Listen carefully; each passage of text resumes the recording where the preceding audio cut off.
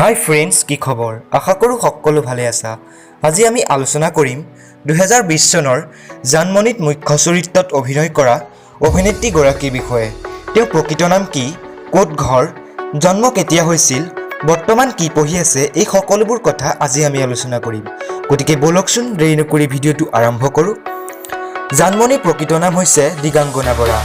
তেওঁৰ নিকনেম হৈছে মনা। তেওঁৰ জন্ম হৈছিল 2002 চনৰ 25 আগষ্ট তাৰিখে মঙলদৈত।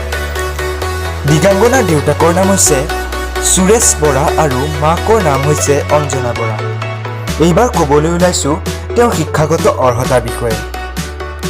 দিগাংগনা বৰাই জাতীয় বিদ্যালয় চিপাঝাৰৰ পৰা হাইস্কুল শিক্ষান্ত পৰীক্ষাত অৱতীৰ্ণ হৈছিল আৰু বৰ্তমান তেওঁ মঙলদৈত স্থিত জ্ঞান বিকাশ একাডেমীত HS পঢ়ি আছে।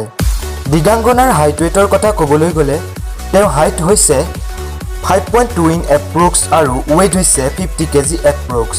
তেওঁৰ প্ৰফেশ্যন হৈছে মডেল এণ্ড এক্ট্ৰেছ। অভিনয় জগতৰ আৰম্ভণিতেই NK প্ৰডাকশ্যনৰ বেনাৰত আধাৰিত অসমৰ এখন জনপ্ৰিয় বোলছবি জানমণিত অভিনয়ৰ বাবে সুযোগ লাভ কৰে।